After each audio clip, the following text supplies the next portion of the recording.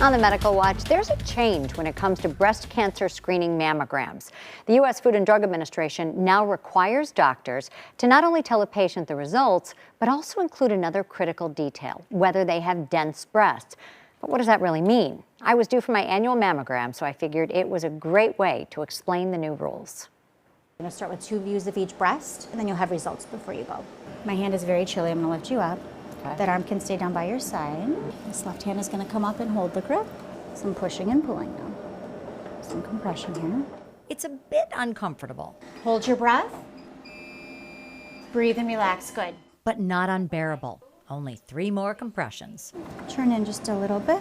Perfect. There really is no pain. Okay, here we go. A little tight. But when it comes to mammography breast images...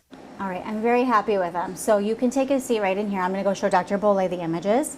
There is a huge gain. The key to mammograms is early detection. So our goal in screening mammography is to catch cancer the earliest that we can find it, and that's before you can actually feel it.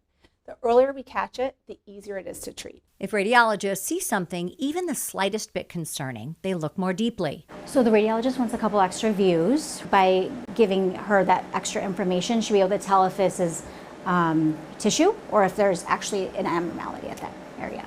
Mammography is the gold standard for breast cancer detection. Well, mammograms are the only modality that we can really pick up the earliest sign of breast cancer, which are calcifications.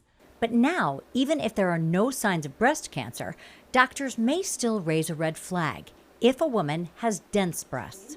You do have dense breast tissue. So basically when we talk about breast density, it's talking about the ratio of the fibroglandular tissue, which is the white, compared to the fat in your breast, which is the dark areas. If you have dense breast tissue, which 50% of our population does, that white mass or white calcification is going to be masked in a background of white tissue. I love the analogy of a polar bear in a snowstorm.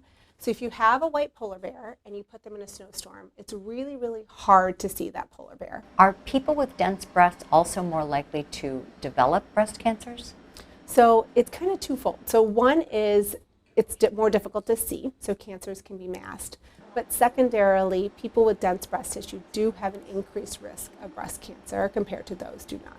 That's why the post-mammography summary report now must include data on density. So there's now new legislation that women should be informed of their breast density. So it's a really, really incredible tool that women have. Knowledge is power. Armed with the knowledge, patients with dense breasts will be urged to talk with their healthcare provider. So it means that you're perfectly normal, but it does mean that in addition to annual mammography, you should be talking to your doctor or looking up, thinking about yourself, pushing for supplemental screening. So now that the doctor's taken a look at your images, she would like to have that follow-up ultrasound. That's going to show the tissue in another way, give her even more information so we can give you results. You simply lie on a table. Mammography uses radiation to kind of look through that breast tissue. Ultrasound uses sound waves. So we're looking here to see, is there anything that's standing out? And it would show up as dark on an ultrasound. So you're looking for white on the mammogram and dark on the ultrasound. Absolutely. A breast ultrasound picks up 4 cancers in 1,000 that hide on mammogram.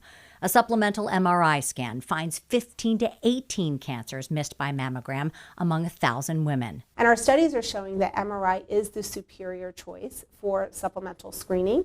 Supplemental screening means more women find their cancer early. We know the most lives saved is when we screen women at age 40 every year. The key to survival is really that early detection. Perfect.